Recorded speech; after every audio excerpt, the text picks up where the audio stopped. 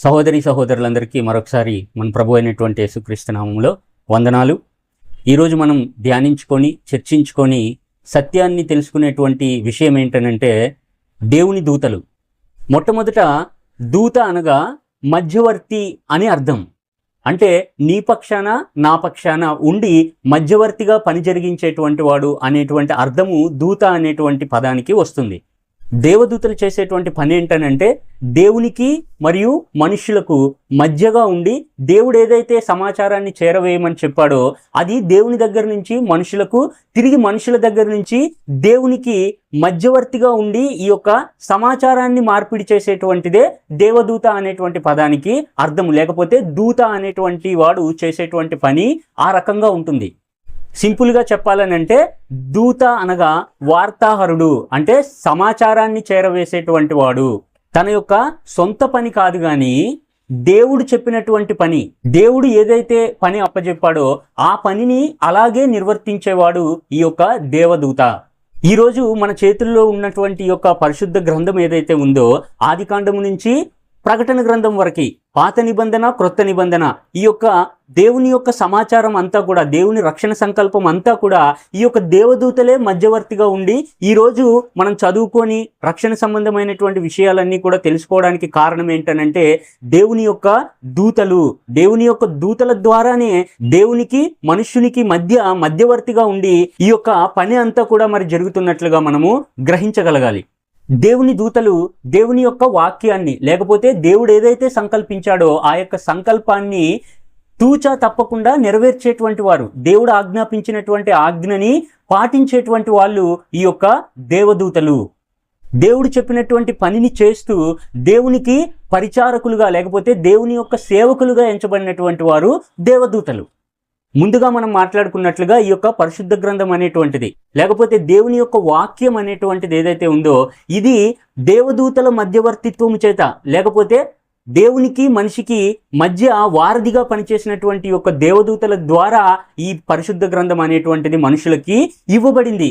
దానికి సంబంధించినటువంటి లేఖనాధారాలను మనము చూద్దాం. అపోస్తల కార్యం 7వ అధ్యాయము 53వ వచనం. దేవదూతల ద్వారా నియమింపబడిన ధర్మశాస్త్రమును మీరు పొందితిరి గాని అని చెప్పి మాట్లాడుతుంది లేఖన భాగం. దేవదూతల ద్వారా నియమించబడినటువంటి దేవుని యొక్క వాక్యం ఇది. అలాగే గలతీ పత్రిక 3వ అధ్యాయము 19వ వచనం. 19వ వచనము చివరి భాగాన్ని మనము పరిశీలన చేస్తే అది మధ్యవర్తి చేత దేవదూతల ద్వారా నియమింపబడెను అని చెప్పి లేఖన భాగం మనతోని మాట్లాడుతుంది. అలాగే హెబ్రీ పత్రిక 2వ అధ్యాయము 2వ వచనంలో కూడా ఈ విషయాన్ని మనము గమనించగలుగుతాం.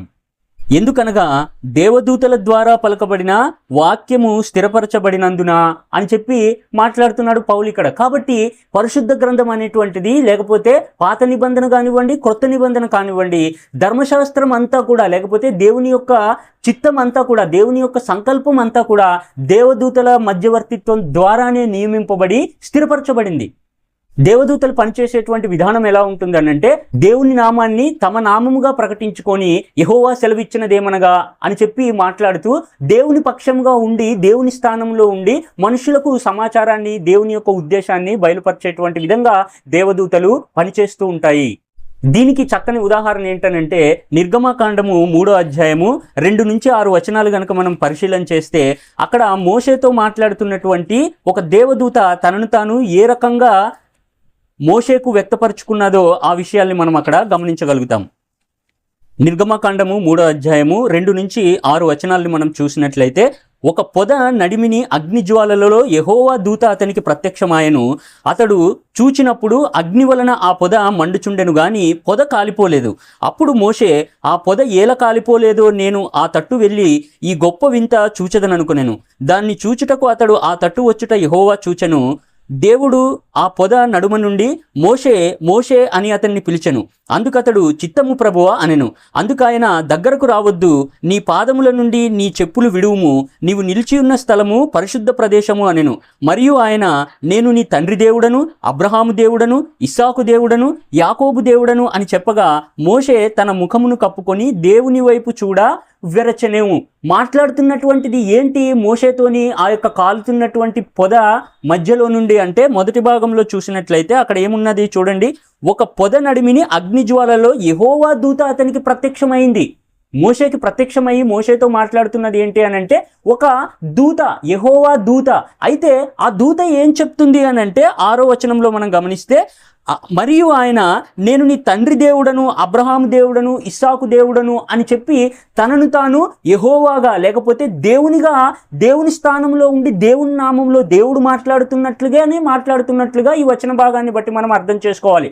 మాట్లాడింది ఏంటి వాస్తవానికి మోషేతోని అని అంటే యెహోవా దూత. మరొక ఉదాహరణ ఏంటంటే నిర్గమాకాండము 23వ అధ్యాయము 20-21 వచనాల్లో మనము గమనిస్తాం. ఇక్కడ ఏమంటాడనంటే నిర్గమాకాండం 23వ అధ్యాయము 20-21 వచనాల్లో, ఇదిగో త్రోవలో నిన్ను కాపాడి నేను సిద్ధపరచుటకు నిన్ను రప్పించుటకు ఒక దూతను నీకు ముందుగా పంపుచున్నాను. ఆయన సన్నిధిని జాగ్రత్తగా ఉండి ఆయన మాట వినవలెను. ఆయనకు కోపము రేపవద్దు. మీ అతిక్రమములను ఆయన పరిహరింపడు. నా నామము ఆయనకు ఉన్నది అని చెప్పి మోషేతో చెప్తున్నటువంటిది ఏంటి అని అంటే దేవుని యొక్క దూత. అంటే ఒక దూత యెహోవా స్థానములో ఉండి మరొక దూత గురించి చెప్తుంది. ఆ దూతకు ఉన్నటువంటి పేరేంటి అని అంటే అది కూడా యెహోవా నామమే. అంటే ఒక యెహోవా అనేటువంటి నామం ధరించినటువంటి వ్యక్తి మోషేతో మాట్లాడుతూ మరో యెహోవా అనేటువంటి నామాన్ని ధరించినటువంటి దూతను గురించి మాట్లాడుతుంది. ఇక్కడ నా నామము ఆయనకున్నది అని చెప్తున్నటువంటిది ఏంటి అంటే దేవుడు మాట్లాడుతున్నట్లుగానే దూత మాట్లాడుతుంది మోషేతోని అనేటువంటి విషయాన్ని, అంటే దేవుని యొక్క దూతలు పనిచేసేటువంటి క్రమాన్ని మనం అర్థం చేసుకోవడంలో, ఆ క్రమాన్ని మనం గ్రహించడంలో ఇటువంటి లేఖన భాగాలు అనేటువంటివి మనకి సహాయపడేటువంటి విధంగా ఉంటాయి. కాబట్టి జాగ్రత్తగా దేవుని వాక్యాన్ని మనము పరిశీలన చేసి చదువుకోవాలి.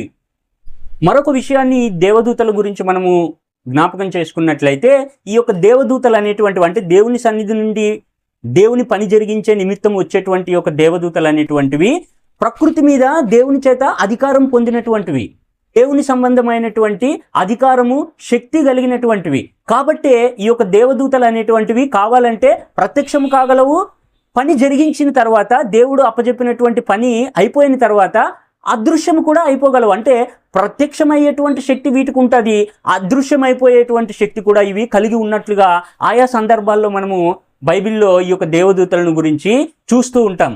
ఉదాహరణకి చూడండి, న్యాయాధిపతులు 6వ అధ్యాయము 21వ వచనంలో, అతడు అలాగు చేయగా యెహోవా దూత తన చేతనున్న కర్ర చాపి దాని కొనతో ఆ మాంసమును ఆ పొంగని భక్ష్యములను ముట్టునప్పుడు అగ్ని ఆ రాతిలో నుండి వెడలి ఆ మాంసమును పొంగని భక్ష్యములను కాల్చివేసెను.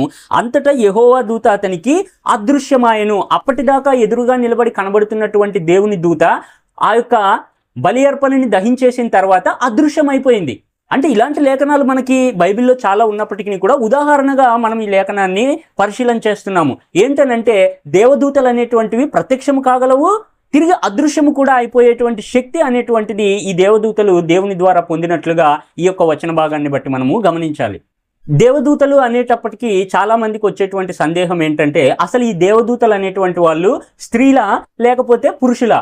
సాధారణంగా ఆలోచించేటప్పుడు దేవదూత అనేటువంటిది స్త్రీలింగంలో ఉంటుంది కాబట్టి ఆ యొక్క పదం అనేటువంటిది, అది దూత అనేటువంటిది స్త్రీలింగానికి దగ్గరగా ఉంటుంది కాబట్టి స్త్రీలు అని చెప్పి అనుకుంటారు. దేవదూతలు అనేటువంటివి స్త్రీలో లేకపోతే పురుషులో అనేటువంటి విషయము చాలా మందికి సందేహాస్పదంగా ఉంటుంది. కానీ లేఖనాధారంగా బైబిల్ తీసి మనం ఈ యొక్క దేవదూతల యొక్క సందర్భాలని పరిశీలన చేసినప్పుడు మనుషులకు ప్రత్యక్షమైనటువంటి ప్రతిసారి కూడా దేవదూత పురుషునిలాగానే ప్రత్యక్షమైంది తప్పించి స్త్రీలాగా ఏ ఒక్క సందర్భంలో కూడా దేవదూతకు సంబంధించినటువంటి విషయము బైబిల్లో ఎక్కడా కూడా వ్రాయబడలేదు.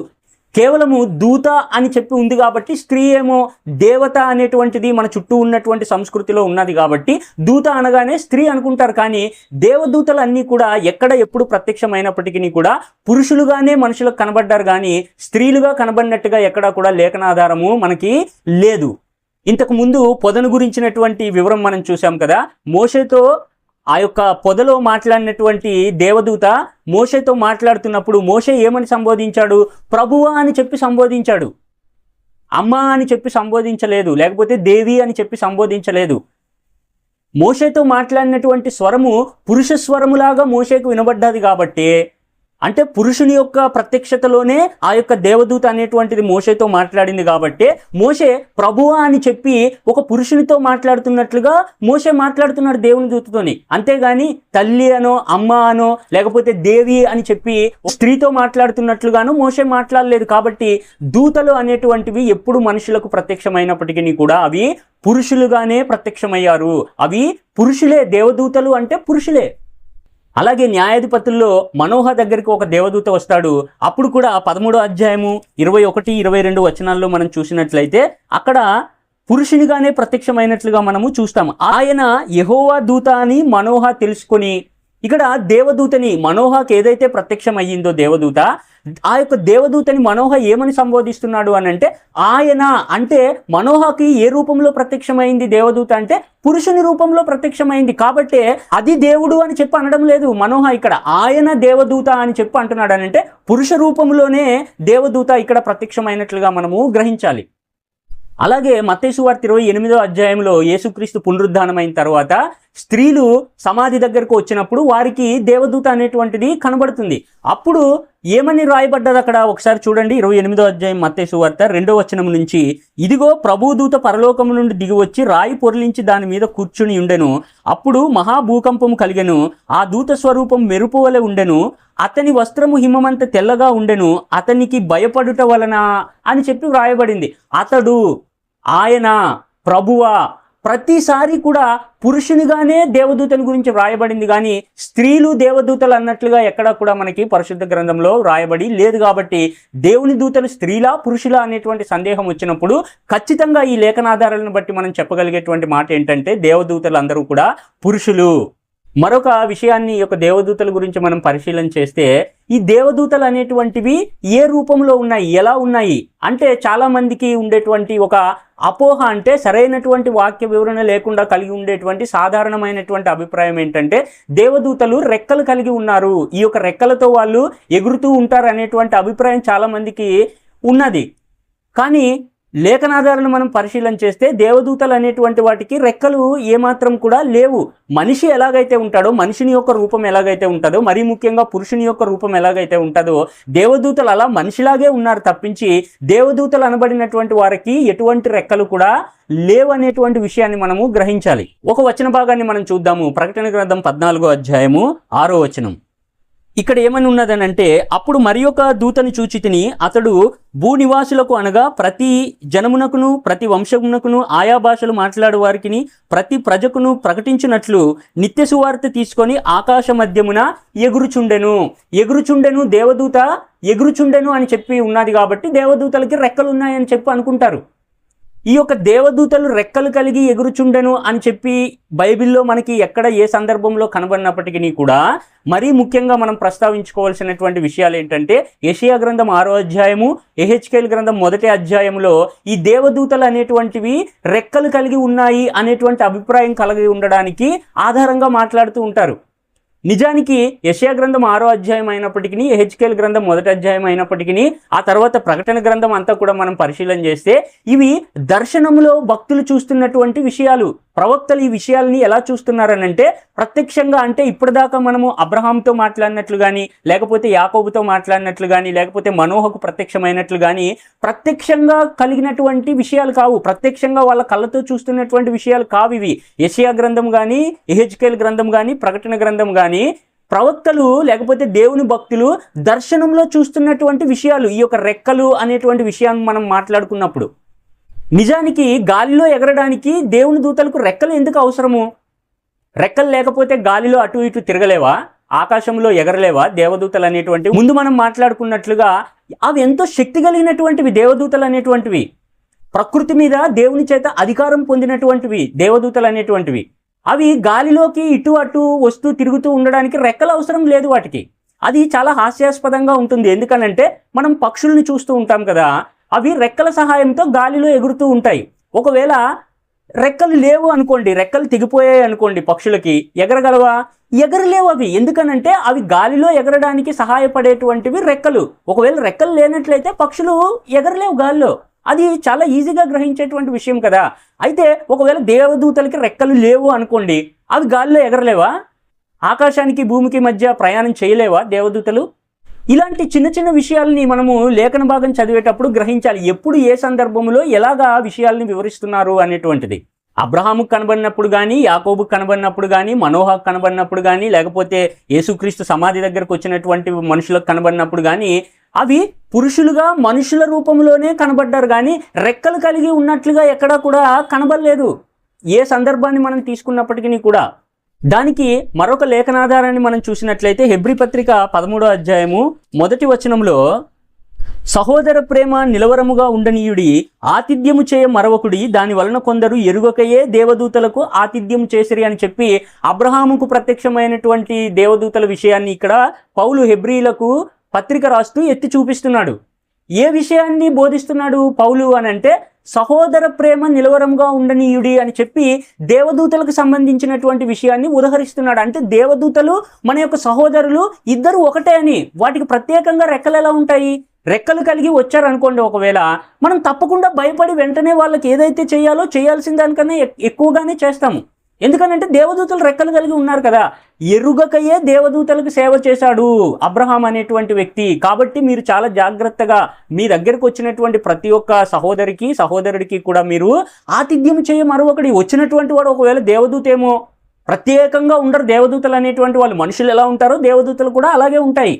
కాబట్టి చాలా జాగ్రత్తగా లేఖన భాగాన్ని చదివేటప్పుడు ఈచ్ అండ్ ఎవ్రీ డీటెయిల్ కూడా మనము మర్చిపోకుండా, వదిలిపెట్టకుండా లేఖన భాగాన్ని మనము గ్రహించేటువంటి ప్రయత్నము చేయాలి. సమస్య ఎక్కడొస్తుందంటే లేఖన భాగాన్ని గ్రహించేటప్పుడు యెషయా గ్రంథం 6వ అధ్యాయము, అలాగే యెహెజ్కేలు గ్రంథము 1వ అధ్యాయంలో ఒక ప్రత్యేకమైనటువంటి జీవి గురించి, రెక్కలు కలిగి ఉన్నటువంటి జీవుల గురించి అక్కడ ప్రస్తావన ఉంది. ముందు మనం మాట్లాడుకున్నట్లుగా ఇవి దర్శనంలో కనబడినటువంటి జీవులు మాత్రమే, ప్రత్యక్షంగా ప్రవక్తల యొక్క కళ్ళ ముందు జరిగినటువంటి విషయాలు కావు. ఒకసారి యెషయా గ్రంథం 6వ అధ్యాయము 1వ వచనాన్ని చదువుదాం. రాజైన ఉజ్జియా మృతి పొందిన సంవత్సరమున అత్యున్నతమైన సింహాసనమందు ప్రభు ఆసీనుడై ఉండగా నేను చూచితిని. ఆయన చొక్కాయి అంచులు దేవాలయమును నిండుకొనెను. ఆయనకు పైగా శరాపులు నిలిచియుండిరి. ఒక్కొక్కరికి 6 రెక్కలుండెను. ప్రతివాడు 2 రెక్కలతో తన ముఖమును, రెంటితో తన కాళ్లను కప్పుకొనుచు రెంటితో ఎగురుచుండెను. వారు సైన్యములకు అధిపతియగు యెహోవా పరిశుద్ధుడు, పరిశుద్ధుడు, పరిశుద్ధుడు, సర్వలోకము ఆయన మహిమతో నిండి ఉన్నది అని గొప్ప స్వరముతో గాన ప్రతిగానములు చేయిచుండిరి. ఇక్కడ శరాపులు అని చెప్పి ప్రస్తావించబడింది. వాటికి రెక్కలు ఉన్నట్లుగా, ఎగురుచున్నట్లుగా ఈ యొక్క లేఖన భాగంలో మనము చూస్తున్నాం. అలాగే యెహెజ్కేలు గ్రంథం 1వ అధ్యాయాన్ని కూడా ఒకసారి మనము చూద్దాం. 30వ సంవత్సరము 4వ నెల 5వ దినమున నేను కెబారు నదీ ప్రదేశమున చెరలోని వారి మధ్య కాపురం ఉంటిని. ఆ కాలమున ఆకాశము తెరవబడగా దేవుని గూర్చిన దర్శనములు నాకు కలిగెను. యెహెజ్కేలు ఈ యొక్క విషయాన్ని చూస్తున్నటువంటి విధానం ఏంటి అని అంటే, దర్శనములో చూస్తున్నాడు యెహెజ్కేలు ఈ విషయాలన్నింటినీ కూడా. దేన్ని గురించినటువంటి దర్శనము దేవుడు యెహెజ్కేలుకి తెలియజేస్తున్నాడు, ఏ విషయాన్ని గురించి యెహెజ్కేలుతో మాట్లాడుతున్నాడు అని అంటే, ఆ తర్వాత అధ్యాయాలు 2, 3, 4 ఆ విషయాలన్నీ కూడా మనం పరిశీలన చేస్తే తన ప్రజలైనటువంటి ఇశ్రాయేలీయులను గురించినటువంటి సమాచారము దేవుడు దర్శన రూపంలో యెహెజ్కేలుకి చూపిస్తున్నట్లుగా మనము గ్రహించగలుగుతాం. 1వ అధ్యాయము 5వ వచనం నుంచి మనం గమనించినట్లయితే ఈ యొక్క రెక్కలు కలిగినటువంటి జీవి యొక్క వివరణ అనేటువంటిది మొదలవుతుంది. దానిలో నుండి 4 జీవుల రూపము గల ఒకటి కనబడెను. వాటి రూపము మానవ స్వరూపము వంటిది. ఒక్కొక్క దానికి 4 ముఖములను 4 రెక్కలను కలవు అని చెప్పి మాట్లాడుతున్నాడు. ఇది 4 రూపములు కలిగినటువంటి జీవి. అంటే జీవి ఒకటే గాని ఒక్కొక్క దానికి 4 రూపాలు అనేటువంటివి ఉన్నాయి. ఆ యొక్క ముఖ రూపాలను గురించినటువంటి వివరణ ఇప్పుడు మనము చూద్దాం. 10వ వచనం నుంచి కనుక మనం పరిశీలన చేస్తే, ఆ 4 ఎదుటి ముఖ రూపములు మానవ ముఖము వంటివి, కుడిపార్శ్వపు ముఖములు సింహపు రూపము వంటివి, ఎడమ పార్శ్వపు ముఖములు ఎద్దు ముఖము వంటివి, 4 పక్షిరాజు ముఖము వంటి ముఖములు కలవు. మానవ ముఖము, సింహపు ముఖము, ఎద్దు ముఖము, పక్షిరాజు ముఖము. ఇక్కడ రెక్కలు కలిగి ఉన్నటువంటి యొక్క జీవికి 4 ముఖ రూపాలు ఉన్నట్లుగా ఇప్పుడు మనం ప్రస్తావించుకున్నటువంటి విషయాల్లో మనము గుర్తుపెట్టుకోవాలి. ఒకసారి ఈ రకమైనటువంటి జీవిని గురించి మనం పరిశీలన చేస్తే, దేవుడు సృష్టించినటువంటి సృష్టి క్రమం ఏం తెలియజేస్తుంది? మనం ఒకసారి ఆదికాండం 1వ అధ్యాయం 2వ అధ్యాయము ఈ విషయాల్ని కనుక మనం ప్రస్తావిస్తే, దేవుడు ఎక్కడా కూడా ఈ రకమైనటువంటి విచిత్రమైనటువంటి జీవుల్ని, జంతువుల్ని తయారు చేసినట్లుగా మనకి లేఖనాధారము కనబడదు. ఒకవేళ ఇలాంటి ఒకే జీవికి 4 ముఖ రూపాలు, పక్షిరాజు ముఖము అదే జీవికి, సింహపు ముఖము అదే జీవికి, మనుష్యుని ముఖము అదే జీవికి, ఎద్దు ముఖము అదే జీవికి, 4 తలలు ఉన్నటువంటి జీవిని ఏది కూడా దేవుడు సృజించినట్లుగా మనకి ఎక్కడా కూడా లేఖనాధారం కనబడదు. కానీ ఒక విషయాన్ని అంతర్లీనంగా అర్థమయ్యేలాగా ప్రవక్తకి చెప్పడానికి మాత్రమే దర్శనంలో ఈ విషయాన్ని తెలియజేస్తున్నాడు దేవుడు యెహెజ్కేలుకు. అలాగే దేవదూతల్ని సృష్టించినటువంటి క్రమం కూడా దేవుడు దేవదూతల్ని ఇలాగ తయారు చేశాడు అనేటువంటి లేఖనం లేనప్పటికీ కూడా అవి మనుషులకు ప్రత్యక్షమైన ప్రతిసారి కూడా మనుషునిలాగే ఉన్నాయి తప్పించి ఒక ప్రత్యేకమైనటువంటి విచిత్రమైనటువంటి 4 ముఖాలు, రెక్కలు, 10 చేతులు ఉన్నటువంటి జీవిగా ఎక్కడ కూడా ప్రత్యక్షం కాలేదు కదా. అదే మనకి ఆధారము. కాబట్టి ఈ యొక్క దర్శనంలో యెహెజ్కేలు లేకపోతే యెషయా 6వ అధ్యాయంలో శరాపులు అని రెక్కలు కలిగినటువంటి జీవి గురించి ఏదైతే ప్రస్తావించాడో అది ఇశ్రాయేలుకు ఏ రకమైనటువంటి సాదృశ్య రూపకంగా ఉన్న ఈ యొక్క 4 ముఖములు కలిగినటువంటి జీవి అనేటువంటి విషయాన్ని మనము లేఖన భాగాలతో అర్థం చేసుకునేటువంటి ప్రయత్నం చేయాలనంటే సంఖ్యాకాండం 2వ అధ్యాయానికి మనం వెళ్ళవలసినటువంటి అవసరత ఉంటుంది. అక్కడ ఈ యొక్క విషయాన్ని అంటే ఇక్కడ కెరూబ్ అని ఏదైతే ప్రస్తావించాడో దాని యొక్క వివరణ ఎలాగ ఇశ్రాయేలీలను సూచిస్తుంది అనేటువంటిది మనకి అర్థమవుతుంది. సంఖ్యాకాండం 2వ అధ్యాయాన్ని అంతా కూడా మనం చదివినట్లయితే దేవుడు ఇశ్రాయేలీలను ఐగుప్తు దేశంలో నుంచి తీసుకొని వచ్చిన తర్వాత మోషే యొక్క నాయకత్వంలో దేవుడు మోషేకి ఒక పరిశుద్ధ గుడారాన్ని నిర్మించమని చెప్పినటువంటి విషయం మనందరికీ తెలుసు. వీళ్ళు ప్రయాణమై వస్తున్నప్పుడు వీళ్ళు ఎక్కడైతే ఆగాలో ఆ ప్రదేశానికి వచ్చినప్పుడు అక్కడ దిగి మోషే ద్వారా ఏర్పాటు చేయబడినటువంటి ఆ యొక్క పరిశుద్ధ గుడారం అనేటువంటిది డేరాలతో చేయబడింది. కాబట్టి వీళ్ళు ప్రయాణమై కదిలేటప్పుడు ఆ యొక్క గుడారం అంతా కూడా కట్టేసి, టెంట్లన్నీ కూడా కట్టేసి వాళ్ళు ఎవరికైతే ఆ పని అప్పచెప్పాడో భుజాల మీద మోసుకుంటూ వెళ్ళాలి. వాళ్ళు ఎక్కడైతే దేవుడు ఈ ప్రదేశంలో మీరు దిగాలి, ఇక్కడ ఆగాలి అని చెప్పినప్పుడు నేను ఆ చెట్టు కింద ఉంటాను, నేను ఈ బండ దగ్గరికి వెళ్తాను, నేను ఆ కొండ ఎక్కుతాను, అలా కాదు. ఒక నిర్దిష్టమైనటువంటి ఆర్డర్, ఒక క్రమాన్ని ఇశ్రాయేలీలు దిగేటువంటి ఆ యొక్క విధానము మోషే ద్వారా దేవుడు ఇశ్రాయేలీలకి ఏర్పాటు చేశాడు. ఆ ప్రకారమే వాళ్ళు దిగాలి. ఆ యొక్క క్రమాన్ని 2వ అధ్యాయంలో మనము చదువుతాము. ఎలా ఉన్నదని అంటే ఆ యొక్క క్రమం అనేటువంటిది చూడండి, 1 నుంచి 2వ అధ్యాయం సంఖ్యాకాండము. మరియు యెహోవా మోషే అహరోనులకు ఇలాగు సెలవిచ్చెను, ఇశ్రాయేలీలందరూ తమ తమ పితరుల కుటుంబముల టెక్కెములను పట్టుకొని తమ తమ ధ్వజముల నొద్ద దిగవలెను. వారు ప్రత్యక్షపు గుడారమునకు ఎదురుగా దాని చుట్టూ దిగవలెను. సూర్యుడు ఉదయించు తూర్పు దిక్కున యూదా పాలెపు ధ్వజము గలవారు తమ తమ సేనల చొప్పున దిగవలెను. అతనితో పాటు అంటే యూదాతో పాటు ఇంకా ఎవరున్నారు? అమ్మీనాదాబు కుమారుడైన నయస్సోను యూదా కుమారులకు ప్రధానుడు. అతని సేన అనగా అతని వారిలో లెక్కింపబడిన పురుషులు 74,600 మంది. అతని సమీపమున ఇశ్శాకారు గోత్రీకులు దిగవలెను. ఆ తర్వాత ఇంకేమున్నది ఇక్కడ? సుయారు కుమారుడైన నెతనేలు ఇశ్శాకారు కుమారులకు ప్రధానుడు. అతని సేన అనగా అతని వారిలో లెక్కింపబడిన పురుషులు 74,400 మంది. అతని సమీపమున జబూలూను గోత్రీకులు ఉండవలెను. అంటే సూర్యుడు ఉదయించేటువంటి తూర్పు దిక్కున యూదా, ఇశ్శాకారు, జబూలూను ఒకవైపు అయిపోయింది. అలాగే 4 దిక్కులా కూడా 3 గోత్రాలు అనేటువంటి ఉండాలి. 4 మూల 12 గోత్రాల లెక్క అనేటువంటిది సరిపోతుంది. ఇలాగా వాళ్ళు చేసేటువంటి ప్రయాణంలో ఆగినప్పుడల్లా వాళ్ళు ఉండేటువంటి క్రమము, వాళ్ళు ఏర్పాటు చేసుకునేటువంటి బస యొక్క క్రమం అనేటువంటిది ఈ రకంగా ఏర్పాటు చేయబడింది. మనకి తెలుసు కదా ఏంటి? యూదా పాలెపు ధ్వజము గలవారందరూ కూడా తూర్పు వైపున దిగాలి. యూదా అంటే ఎవరు? సింహానికి గుర్తు కదా. ధ్వజము అనగా జెండా. ఆ జెండా పట్టుకొని మేమందరము కూడా యూదా గోత్రికలము అని చెప్పేసి నడుస్తూ ఉంటారనమాట. కాబట్టి ఈ సింహపు జెండా ఎవరికైతే ఉంటుందో, సింహపు యొక్క గుర్తు ఎవరికైతే ఉంటుందో, యూదా అనగా సింహమునకు గుర్తుగా ఉంటుంది. ఆ యొక్క విషయాలు మనకు తెలుసు. కాబట్టి వీళ్ళు తూర్పు వైపున దిగాలి. ఆ తర్వాత 10వ వచనాన్ని మనం గమనిస్తే, రూబేను పాలెపు ధ్వజము వారి సేనల చొప్పున దక్షిణ దిక్కున దిగవలెను. అతనితో పాటు మరొక 2 గోత్రాలు. అక్కడ విషయాలన్నీ చదివితే మనకు ఆ విషయాలు అర్థమవుతాయి. రూబేను దేనికి సాదృశ్య రూపంగా ఉన్నాడు అని అంటే మనుషుని యొక్క స్వభావానికి, మనుష్య రూపము. ఈ రోజుకి కూడా వాళ్ళ యొక్క సాంప్రదాయబద్ధమైనటువంటి ఆ యొక్క రూబేను గోత్రం యొక్క గుర్తును మనం చూసినట్లయితే మనిషి గుర్తు ఉంటుంది ఆ యొక్క జెండా మీద. కాబట్టి సింహము ఏమో యూదాకు గుర్తు, మనుష్యుని ముఖమేమో రూబేనుకు గుర్తు. ఆ తర్వాత 18వ వచనం చదివితే, ఎఫ్రాయిము సేనల చొప్పున వారి పాలెపు ధ్వజము పడమట దిక్కున ఉండవలెను. ఎఫ్రాయిము అతనితో పాటు మరొక 2 గోత్రికులు. ఎఫ్రాయిం అంటే ఏంటి అనగా ఎద్దు ముఖానికి సాదృశ్యము. ఎఫ్రాయిం అనగా ఎద్దు. ఆ తర్వాత మిగిలినటువంటిది ఏంటి అని అంటే 25వ వచనములో దాను పాలెపు ధ్వజము వారి సేనల చొప్పున ఉత్తర దిక్కున ఉండవలెను. ఈ యొక్క దాను గోత్రము ఆ తర్వాత అతనితో పాటు ఉండేటువంటి 2 గోత్రాలు కూడా వాళ్ళ యొక్క ధ్వజం అంటే జెండా మీద ఉండేటువంటి గుర్తు ఏంటనంటే వాళ్ళకు ఏర్పాటు చేయబడినటువంటి వాళ్ళ గోత్రాలకు సాదృశ్య రూపకంగా ఉన్నటువంటి ఈ యొక్క ముఖ రూపాలు అనమాట. దాను అనగా పక్షిరాజుకి సాదృశ్య రూపకము. వాళ్ళ ధ్వజము మీద జెండా మీద ఉండేటువంటి గుర్తు ఏంటనంటే పక్షిరాజు. కాబట్టి ఈ యొక్క ఇశ్రాయేలు గోత్రాల యొక్క ప్రయాణం అనేటువంటిది అంటే వాళ్ళు ప్రయాణం చేయడము, ఒక దగ్గర దిగడము, ఆ మందిరం చుట్టూ కూడా ఆ యొక్క గుడారం చుట్టూ కూడా ఒక సర్కిల్ లాగా చక్రములాగా వీళ్ళందరూ కూడా అక్కడ నివాసం ఏర్పాటు చేసుకుంటారు. దేవుడు కదలండి అని చెప్పి ఆజ్ఞాపించినప్పుడు వీళ్ళు అలాగే ఎక్కడ ఎవరైతే ఉన్నారో ఏ ప్రదేశంలో ఉన్నారో అలాగే వాళ్ళు కదులుతూ ముందుకు ప్రయాణము సాగిస్తూ ఉంటారనమాట. అదే దర్శనంలో యెహెజ్కేలు ఇక్కడ చూస్తూ ఉన్నాడు. ఈ చక్రం అనేటువంటిది అలా కదులుతూ ఉంటుంది అనమాట, అలా వెళుతూ ఉంటుంది. ఈ విషయాన్ని దర్శన రూపంలో యెహెజ్కేలుకు దేవుడు బయలుపరిచాడు.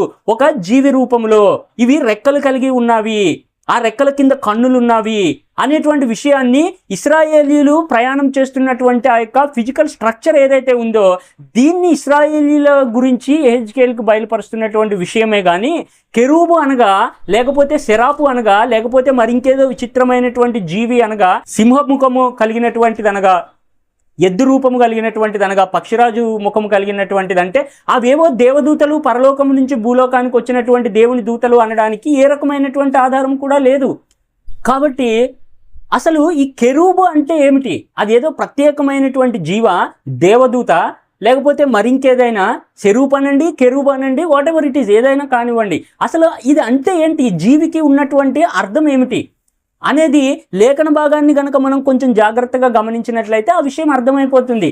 వాక్యాన్ని సరిగా చదవకుండా, వాక్యాన్ని సరిగా గ్రహించకుండా కెరూబు అంటే దేవదూత, సెరాపు అంటే దేవుని సన్నిధిలో ఉండేటువంటి ఒక విచిత్రమైనటువంటి రెక్కలు కలిగినటువంటి జీవి, దేవదూతకు రెక్కలు ఉన్నాయని చెప్పేసి చాలా సింపుల్గా చెప్పేస్తారు.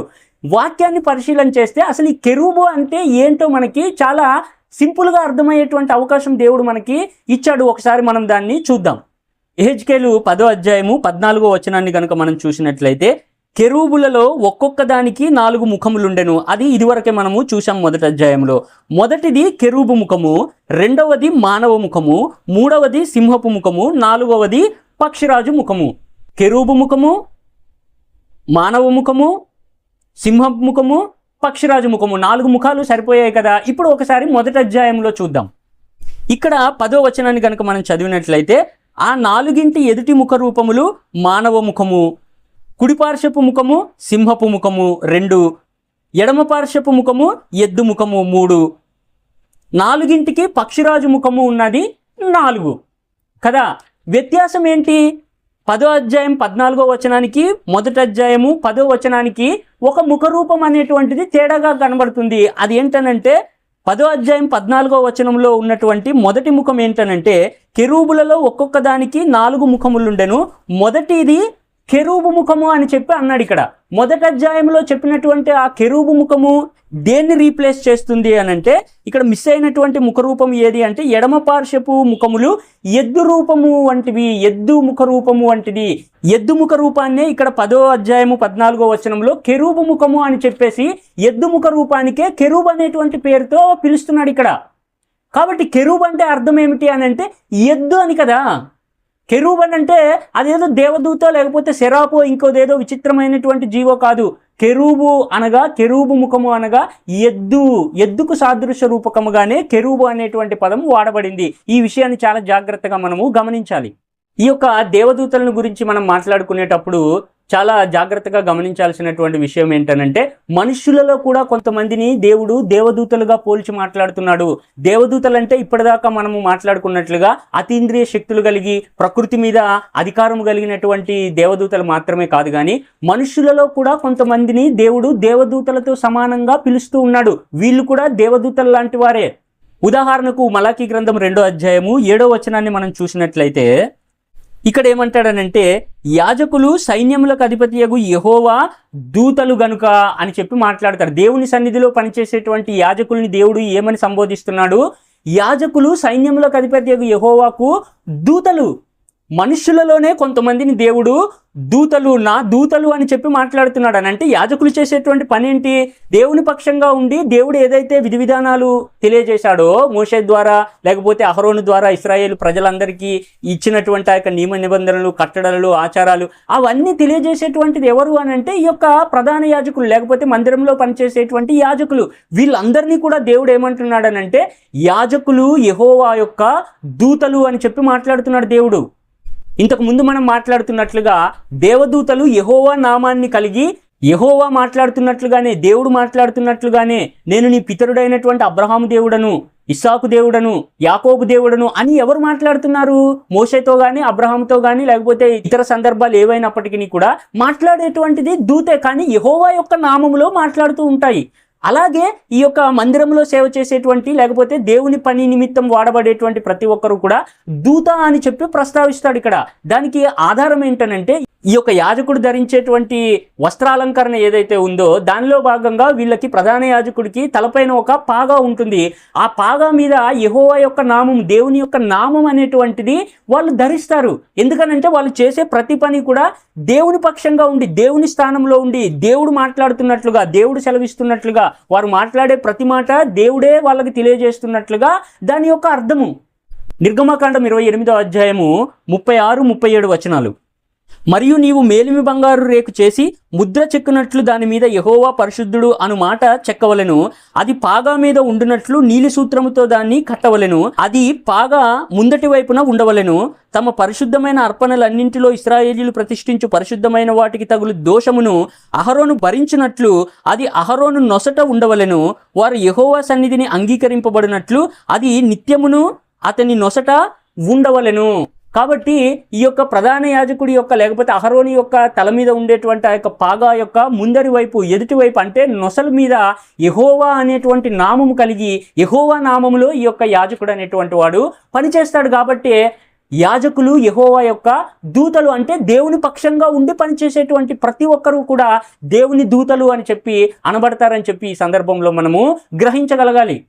కాబట్టి దేవుని ఉద్దేశాన్ని దేవుడు ఏ రకంగా బయలుపరుస్తున్నాడు అనేటువంటి విషయాల్ని మనం గమనించినట్లయితే దేవుని దూతల ద్వారా, అంటే ఆయన సన్నిధిలో ఉండేటువంటి ఈ యొక్క దేవదూతల ద్వారా పనిచేస్తాడు. అలాగే మనుషులలో కొంతమందిని ఆయన దూతలుగా ఏర్పాటు చేసుకొని ఈ యొక్క పని అనేటువంటిది దేవుడు జరిగిస్తాడు. ఇప్పుడు ఈ యొక్క వాక్య భాగాన్ని నేను మీకు అందరికీ కూడా దేవుని యొక్క మాటల్ని వినిపిస్తూ ఉన్నాను. అంటే నేను ఎవరిని?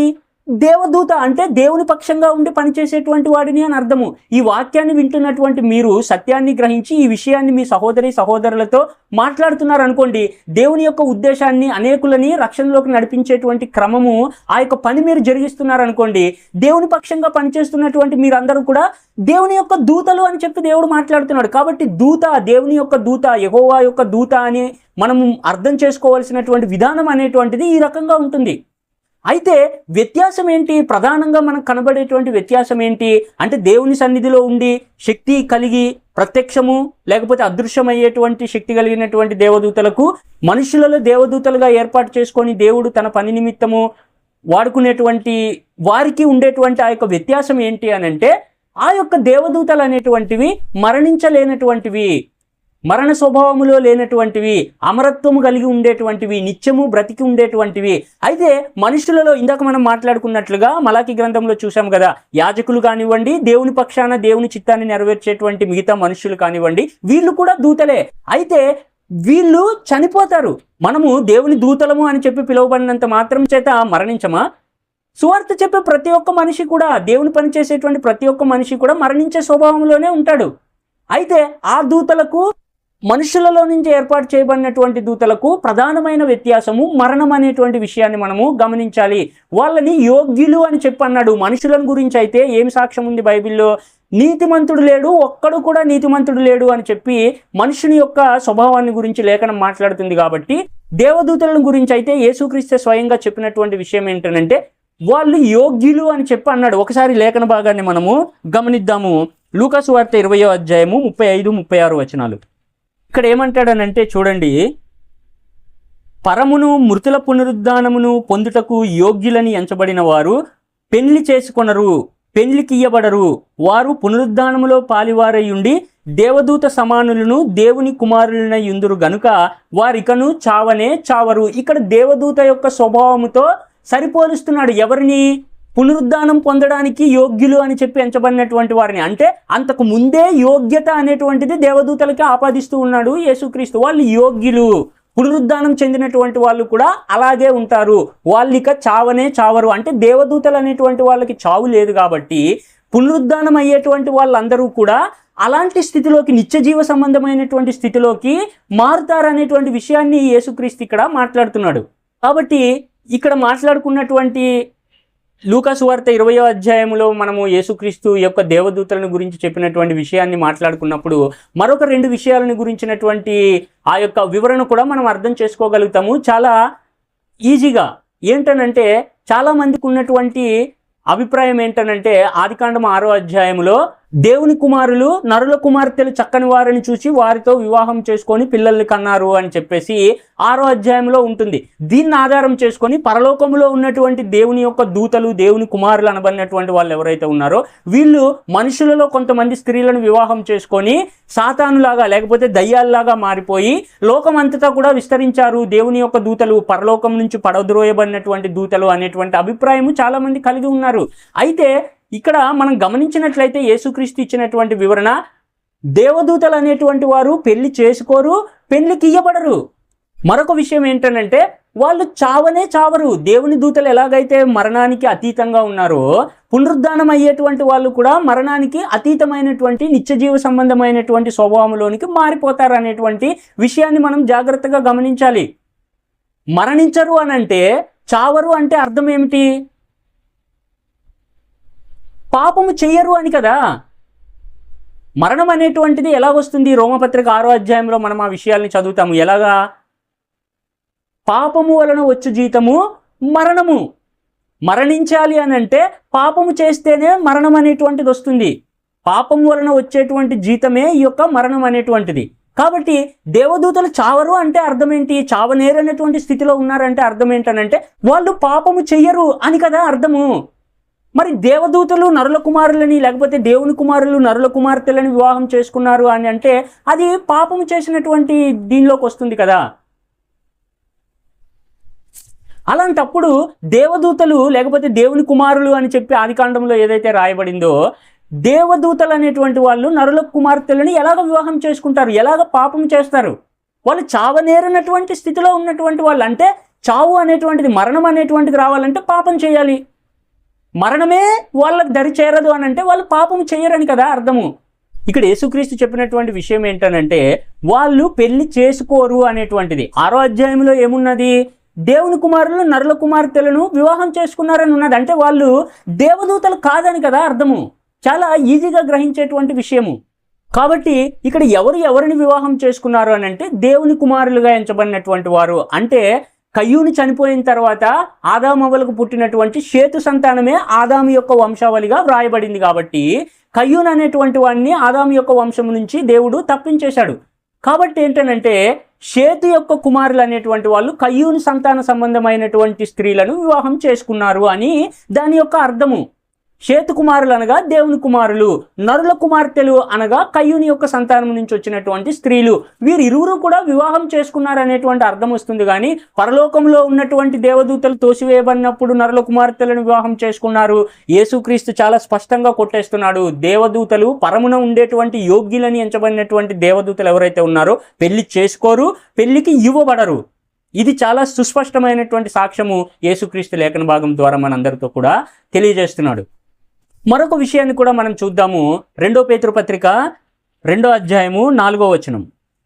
ఇక్కడ ఏమంటున్నారనంటే దేవదూతలు పాపము చేసినప్పుడు దేవుడు వారిని విడిచిపెట్టక పాతాళంలో ఒక మందలి కటిక చీకటి గల బిలములోనికి త్రోసి తీర్పునకు కావలిలో ఉంచబడుటకు వారిని అప్పగించెను. దీన్ని పట్టుకొని ఏం మాట్లాడతారంటే దేవదూతలు అనేటువంటి వాళ్ళు, అంటే పరలోకంలో దేవుని సన్నిధిలో ఉన్నటువంటి దేవదూతలు పాపం చేశారు, వాళ్ళని దేవుడు కిందికి తోసేస్తే వాళ్ళు నరుల కుమార్తెలను వివాహం చేసుకొని పాపం చేశారు కాబట్టి వాళ్ళందరినీ కూడా తీసుకొచ్చి పాతాళంలో దేవుడు బంధించాడని. ఎంత వాక్య విరుద్ధమైనటువంటి వివరణ ఇది! అలాగే జరుగుతుందా? దేవదూతలు చావు నేరరండి. వాళ్ళు ఎప్పుడూ నిత్యము ఉండేటువంటి వాళ్ళు. చావు రావాలనంటే పాపము వలన వచ్చేటువంటి జీతము మరణము. పాపం అని ఎలాగా తెలియజేయబడుతుంది అని అంటే మనకు తెలుసు కదా, ఆజ్ఞాతిక్రమము పాపము. ఒకసారి ఆ లేఖన భాగాన్ని మనం చదివినట్లయితే మనకి స్పష్టంగా అర్థమవుతుంది. 1 యోహాను పత్రిక 3వ అధ్యాయము 4వ వచనం, పాపము చేయు ప్రతివాడును ఆజ్ఞను అతిక్రమించును, ఆజ్ఞాతిక్రమమే పాపము. మరణించాలి అని అంటే పాపము చేయాలి. పాపము అని చెప్పి ఎలాగ తెలియజేస్తుంది? పాపము అని చెప్పి నీకు ఎలా తెలుస్తుంది?